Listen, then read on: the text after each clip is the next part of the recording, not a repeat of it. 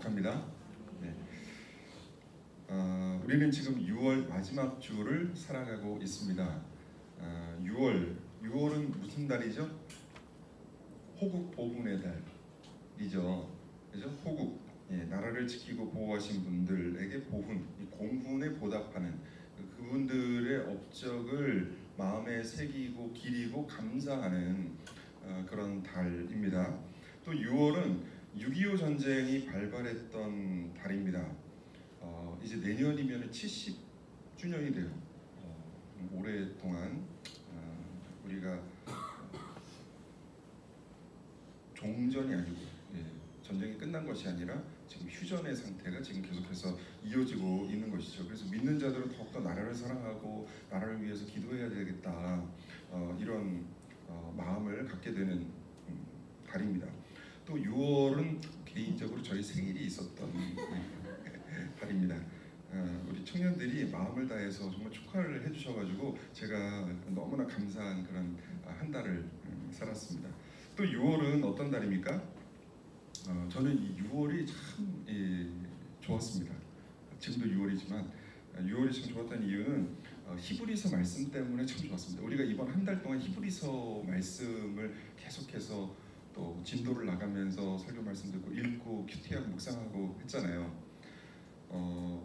신대원 다닐 때 히브리서를 가르치셨던 교수님께서 이런 말씀하셨습니다. 히브리서는 강폭이 매우 넓은 본문이다, 넓은 성경이다, 이런 말씀하셨어요. 이게 무슨 뜻이냐면 강폭이 넓다는 건 뭐예요? 건너기가 힘들다는 뜻이잖아요.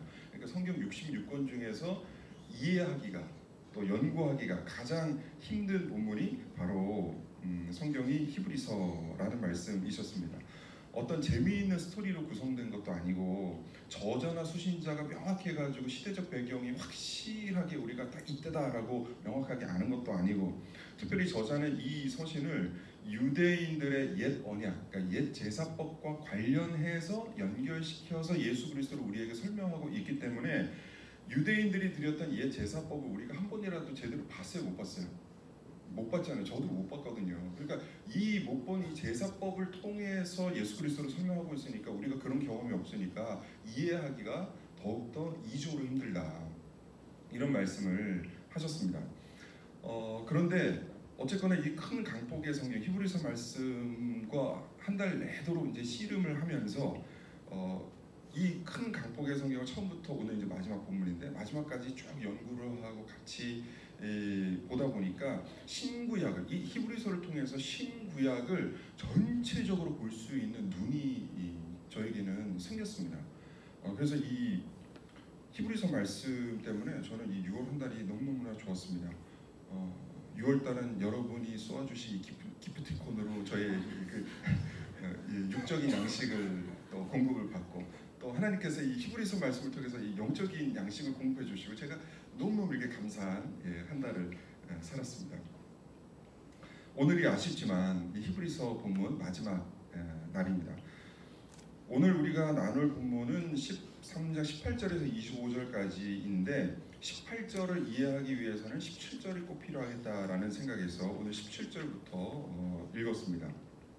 저자가 마지막으로 편지를 읽는 사람들에게 기도 부탁을 하는 것이 18절과 19절에 나오고, 그리고 20절에서 21절은 이제 축도입니다. 축도. 그리고 22절부터 25절까지는 간단한 당부의 말씀과 끝 인사를 하는 부분입니다.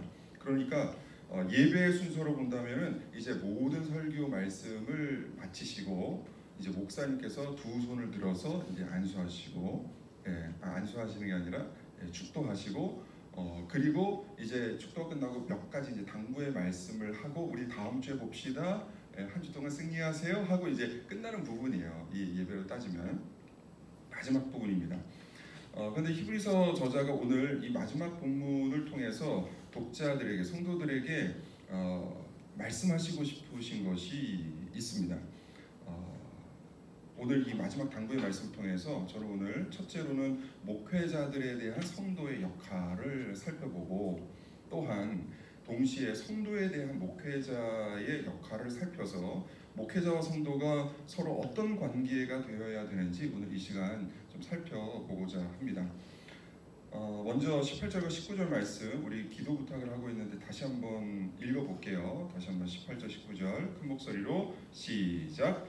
우리를 위하여 기도하라. 우리가 모든 일에 선하게 행하려 함으로 우리에게 선한 양심이 있는 줄을 확신하노니 내가 더 속히 너희에게 돌아가기 위하여 너희가 기도하기를 더욱 원하노라.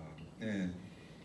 저자는 이렇게 성도들에게 기도 부탁을 하고 있는데 18절 누구를 위하여 기도하라고 말씀합니까? 우리를 위하여 기도하라라고 말씀합니다. 그렇다면 이 우리가 누구예요? 우리를 알기 위해서는 17절을 봐야 된다는 것이죠. 17절 말씀도 함께 한번 읽어볼까요? 17절 말씀 시작. 너희를 인도하는 자들에게 순종하고 복종하라. 그들은 너희 영혼을 위하여 경성하기를 자신들이 청산할 자인 것 같이 하느니라. 그들로 하여금 즐거움으로 이것을 하게 하고 근심으로 하게 하지 말라. 그렇지 않으면 너희에게 유익이 없느니라.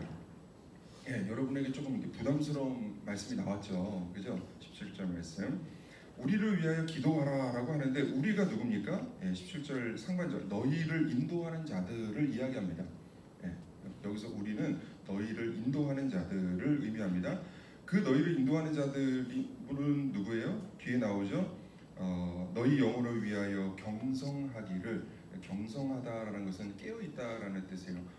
시편 127편 1절 말씀에 파수꾼의 경성함이 허사로다. 이거 기억나세요? 이게 개역 한글이고 지금 개역 개정에는 파수꾼의 깨어있음이 허사로다 이렇게 바뀌었는데 시편 말씀은 바꾸시고 이 히브리서 말씀을 안 바꿨어요. 그래서 경성하다라는 것이 시편에서만 바뀌고 히브리서는 이제 안 바뀌었는데 경성하다라는 것은 밤을 새우다, 깨우다, 항상 살피고 주의하다 이런 뜻입니다. 그리고 자신들이 청산할 자인 것 같이 하는 일, 청산이라는 것은 기본적으로 말하다, 답변하다, 하나님께 아뢰다 이런 뜻이 있는데요. 그러니까 우리가 누굽니까? 너희를 인도하는 자들. 이 너희를 인도하는 자들은 누굽니까? 너희 영혼을 위하여 경성하기를, 깨어있기를, 항상 깨어있으면서 자신들이 꼭 하나님 앞에 그 영혼들이 아뢰어야 할 말씀을 자기 일처럼 아뢰는 자들을 이야기합니다. 그러니까 즉 양들의 영혼 생활을 위해서 깨어있는 목자들을 의미하는 것입니다. 아시겠죠? 이리가 와서 양을 잡아가지 않을까? 적들이 와서 우리 성을 무너뜨리지 않을까? 항상 깨어서 지키고 기도하는 교회의 지도자들을 의미합니다.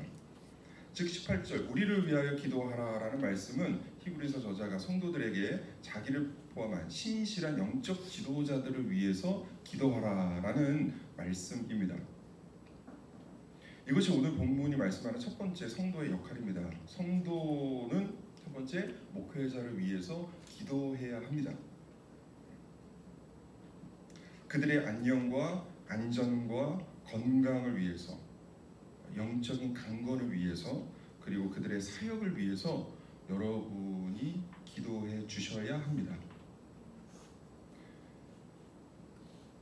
여러분이 날마다 기도하실 때 아포스톨 교육자들을 위해서 꼭 기도해 주셔야 합니다. 교회는 지식으로 세워지는 곳이 아니고 헌금으로 세워지는 곳이 아니고 무릎으로 세워지는 곳이라는 말이 있어요. 우리 목사님 하나님 손에 붙들린 능력의 목사님 되게 하여 주시옵소서. 여러분이 항상 이렇게 기도해 주셔야 돼요. 양들을 위해서, 교회를 위해서 경성하는 목사님 되게 해주시고 파수꾼같이 경성할 때, 깨어있을 때, 남들 잘 때 깨어있으려면 얼마나 힘들겠어요. 잠도 안 자고. 그렇게 경성하려면 체력이 필요하죠. 우리 목사님 체력을 또 건강을 지켜주시옵소서. 이렇게 기도해 주셔야 돼요. 여러분 각 팀의 사역자들 기도 제목을 여러분 다 알고 계시잖아요. 나누셨잖아요. 그것을 위해서 항상 기도해 주시고 혹시나 사역자들에게 부족한 부분이 보인다 하면 그 부족한 부분을, 부족한 은사를 그 부족한 은사 부분에 하나님의 은혜로 채워달라고 여러분이 항상 그렇게 기도를 해 주셔야 됩니다. 그래서 오늘 히브리서 말씀, 오늘 본문을 통해서 성도와 목회자의 관계는 첫 번째, 성도는 여러 목회자들을 위해서 항상 기도해 주셔야 됩니다. 이렇게 기도해 주셔야 돼요. 목회자들은 당연히 성도들을 위해서 깨어서 경성해서 여러분이 간구해야 될 것을 마치 우리 그 사역자들의 일인 것 마냥 간구해야 되는 것은 당연한 일이고요. 그러니까 서로 기도의 동역자라는 것을 말씀하는 것입니다. 두 번째, 17절 말씀을 통해서 히브리서 저자는 성도들에게 더 강력한 요구를 이미 한번 하셨습니다. 17절 말씀, 너희들을 인도하는 자들에게 뭐하라고요? 순종하고 복종하라. 성도는 자신을 인도하는 영적인 지도자들에게 순종하고 복종해야 합니다. 여러분이 이 말씀 때문에 조금 마음이 어려우실 수도 있어요. 순종까지 모르겠는데 이 시대에 웬 복종? 이렇게 생각하실 수도 있을 것 같아요. 아니 요즘 시대에 누가 복종을 해? 노예 시대도 아니고 설사 내 앞에 대통령이 있더라도 뭐 복종을 강요하진 않을 텐데 어떻게 복종을 이렇게 얘기해? 이렇게 생각하실 수도 있는데 이 복종이라고 하니까 여러분 또 하나 이렇게 불현듯 생각나는 구절이 있지 않아요? 전혀 없어요? 에베소서 말씀, 우리 에베소서 말씀 한번 찾아볼까요? 에베소서 5장, 에베소서 5장 22절 말씀.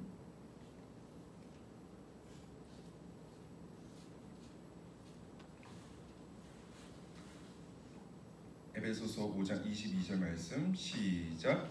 아내들이여 자기 남편에게 복종하기를 주께 하듯 하라.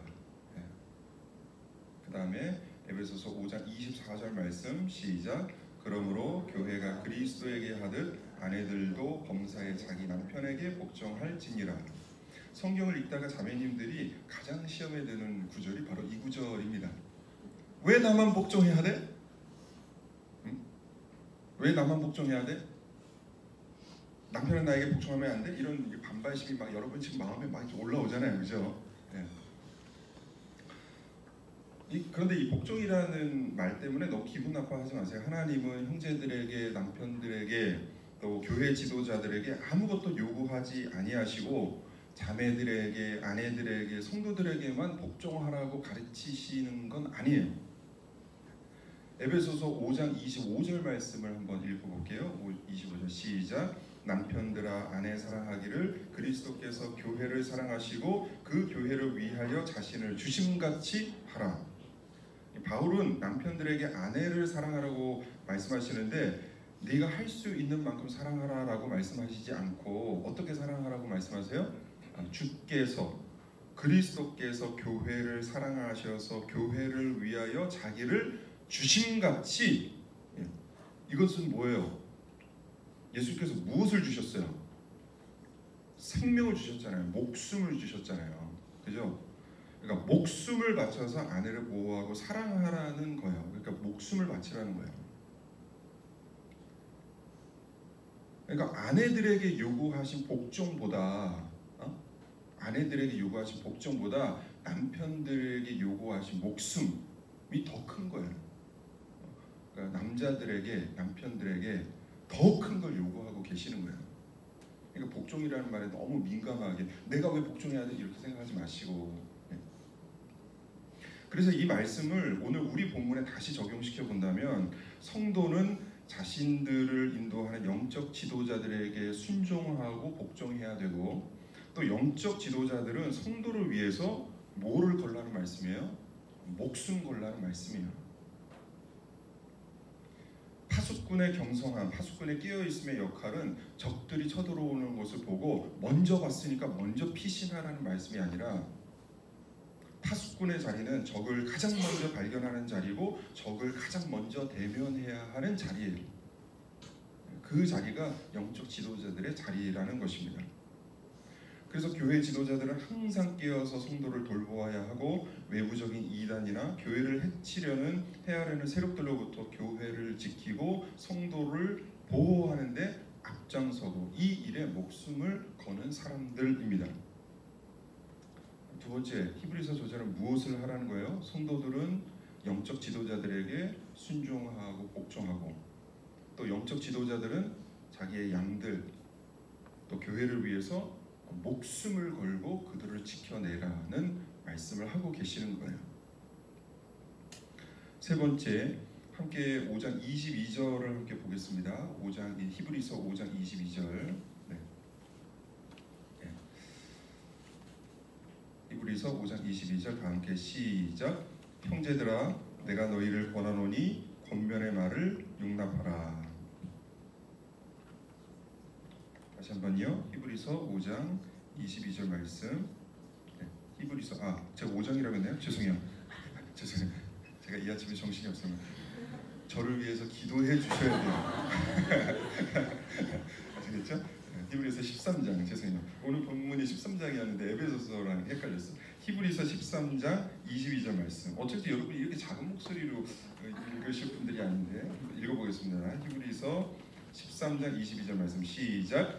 형제들아, 내가 너희를 권하노니 권면의 말을 용납하라. 내가 간단히 너희에게 썼느니라. 예. 형제들아, 내가 너희를 권하노니 권면의 말을 용납하라. 성도들은 영적 지도자의 말을 용납해야 합니다. 이 구절에서 이 용납하다라는 말씀은 이 구절에서 권면이라는 말씀은 히브리서 전체의 내용을 말씀하는 거예요. 권면의 말씀. 히브리서 전체를 가리키는데 용납하라는 말은 영어 성경에서 bear, NIV, KJV는 suffer라고 번역을 해서 참다, 견디다라는 의미입니다. 그래서 히브리서 저자는 성도들에게 권면의 말씀, 이 히브리서 내용을 전하면서 참고 견디라고 말씀하고 있습니다. 그러니까 이 책을 읽는 것은 물론이고 이 책을 읽을 때 너희들 마음에서 받기 힘든 말씀이 있을 거야. 그런데 그 말씀까지도 용납하라, 참고 견디라는 요구를 하십니다. 마음으로 기꺼이 수용하고 실천하라는 거예요.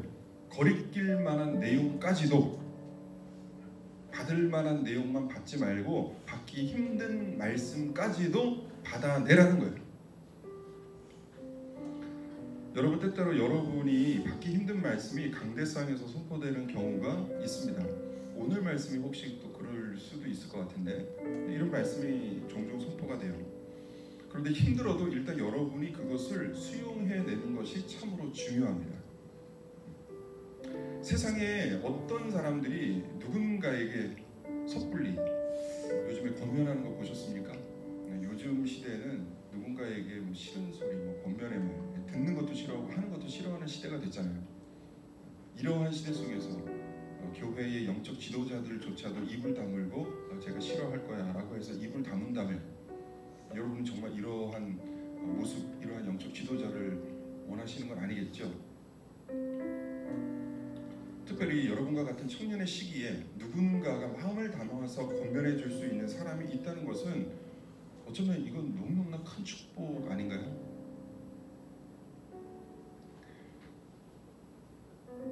혹시 사역자들의 말 한마디 때문에 마음이 팽 닫혀가지고 말씀도 안 들리고 교회 생활도 엉망이 되어 있는 사람은 없습니까?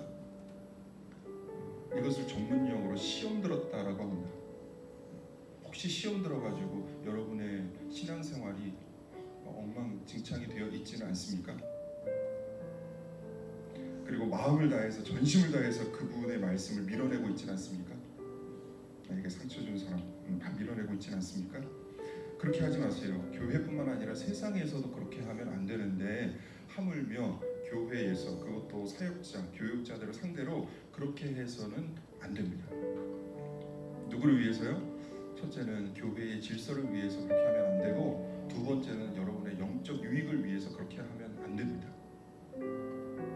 다윗도 절대 이해할 수 없었던 사울을 해하지 않았습니다. 이유는 단 하나, 하나님께서 기름 부으셨다는 이유, 그 하나 때문에 참고 견디고 인내했어요. 이런 면에서 우리 아포슬 청년 아포슬은 건강한지 한번 돌아봐야 하고, 지금 우리는 각자의 모습을 한 번씩은 돌아봐야 합니다. 성도는 때때로 받기 힘든 말씀이라도 받아내야 하고 그 말씀을 용납해야 합니다. 그리고 목회자는 성도가 받기 힘든 말일지라도 그 말씀이 하나님의 말씀이다라는 생각이 든다면 성심성의껏 전달해 주어야 하는 것이죠. 언젠가 제가 이런 질문을 한번 받은 적이 있습니다. 앞으로 어떤 교회를 만들고 싶으세요? 이런 질문을 받았는데 제가 뭐 우스갯소리를 한 말은 아니고 그때 정말 진지하게 저는요 치리하는 교회를 만들고 싶습니다. 이렇게 대답을 했던 기억이 있어요. 여러분, 교회가 교회되기 위한 세 가지 표지가 있는데, 표지라는 것은 마크, 그러니까 표시라는 뜻이에요. 그러니까 교회가 정말 참 교회되기 위해서는 이 세 가지가 있어야 된다는 뜻인데, 첫 번째가 말씀이에요. 말씀, 신실한 하나님의 말씀이 선포되는지. 그리고 두 번째가 성례, 성례가 또한 또 신실하게 시행이 되는지. 그리고 세 번째가 권징입니다. 권징, 바른 권징. 교인을 가르치고 교회를 보호하기 위해서 필요한 것이 권징입니다.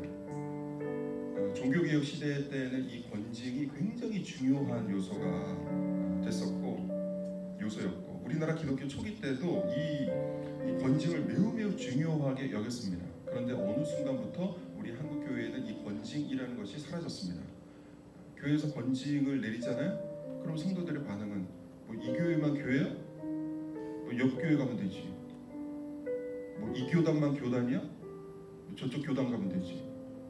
교회도 많고 교단도 너무 많으니까 권징을 받더라도 그냥 이동하면 그만이에요. 그러니까 목회자들 입장에서도 이 권징이 되지 못하니까 아유 권징을 해봤자 무슨 소용이 있겠어. 그 교회 분위기나 흐리고 성도수 한 명 잃는 것 뿐이지 하면서 권징을 없앴단 말이죠. 그런데 이렇게 돼서는 안 돼요. 하나님의 말씀에 위배되고 교회의 질서를 어지럽히고 성도로서 합당치 못한 행위로 자신과 교회와 하나님 앞에 죄를 지었을 시 그 죄를 회개하라고 말씀드렸음에도 불구하고 회개를 하지 않을 때 권징, 치리를 해야 되는 것이죠. 이런 설명을 들으면 성도 입장에서는 참 부담되죠. 그런데 이 권징이라는 것이 성도에게 부담이 되는 것뿐만 아니라 그보다 더 사역자들에게는 목회자들에게는 더 부담이 되는 게 바로 이 권징이에요. 여러분, 권징되기 위해서, 권징의 효력이 있기 위해서는 목회자가 얼마나 영적으로 도덕적으로 권위가 있어야 할까요? 보통 수준의 영적 권위, 보통 수준의 도덕적 수준으로 권징을 내린다 한들 그 권징이 먹혀들기는 하겠어요? 어림없는 말이죠. 그러니까 권징되기 위해서는 이 목회자 사역자들의 이 영적이고 도덕적인 면이 훨씬 더 탁월해야 된다는 것이죠. 그래야 권징될 수 있다는 거예요. 히브리서 기자가 13장 18절 말씀에서 이렇게 이야기합니다. 우리가 모든 일에 선하게 행하려 함으로 우리에게 스스로 선한 양심이 있는 줄을 확신하노니. 스스로 선한 양심이 있는 줄을 확신한다라는 말씀을 통해서 이 히브리서 이 저자가 얼마나 수준 높은 양심적인 이 목회자인지를 나타내고 있습니다. 이러한 영적 도덕적 권위가 있었기 때문에 22절 받기 힘든 말씀이라도 용납하고 참고 견디라, 받아들이라고 말씀할 수 있었던 것이죠. 그러니까 세 번째, 성도와 목회자의 관계. 성도는 목회자의 받기 힘든 권면의 말씀, 설교 말씀이라도 이것을 용납해야 되고, 목회자들은 성도들이 이 말씀을 했을 때 기꺼운 마음으로 용납할 수 있도록 영성과 도덕성, 선한 양심을 갖추어서 성도들에게 본을 보이라는 말씀입니다. 7절 말씀 보면 어제 말씀 기억하세요? 그들의 행실의 결말을 주의하여 보고. 목회자들은 항상 기억을 해야 되죠. 성도들이 목회자들의 행실의 결과를 지켜본다. 저는 이 말씀이 너무 이렇게 가슴 떨려요. 기껏 제가 여러분에게 막 좋은 말씀 많이 했는데 나중에, 지금 말고 나중에 그 저의 결과가 엉망이다. 얼마나 이 비극이에요.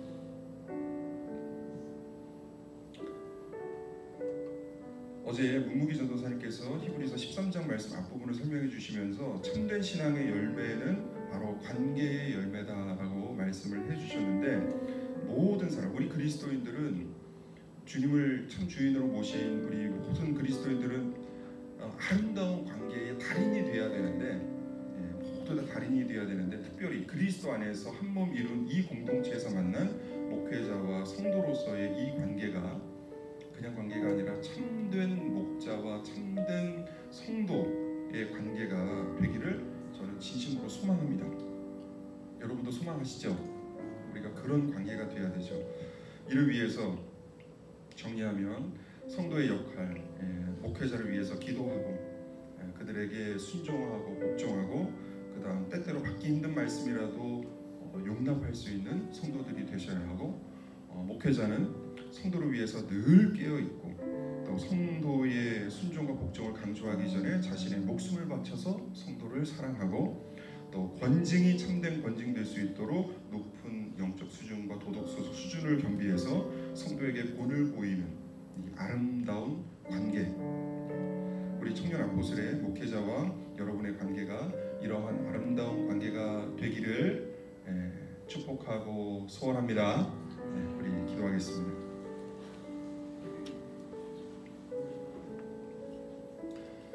오늘도 세 가지를 기도하겠습니다. 우리 다 같이 첫 번째 기도 제목, 우리의 신앙생활을 먼저 돌아봤으면 좋겠습니다. 혹 나의 생활은 누군가에게 불평불만으로 가득 차 있는 생활 아닙니까? 특별히 목회자들에게 그러한 마음은 없습니까? 하나님 불평을 받기 전에 영적인 지도자들을 위해서 기도하는 사람 되게 하여 주시옵소서. 교회의 지도에 순종하고 복종하는 사람 되게 하여 주시옵소서. 때때로 받아들이기 힘든 말씀이나 권유의 말씀조차도 용납할 수 있는, 참고 소화시킬 수 있는 사람 되게 하여 주시옵소서. 다 같이 기도하겠습니다.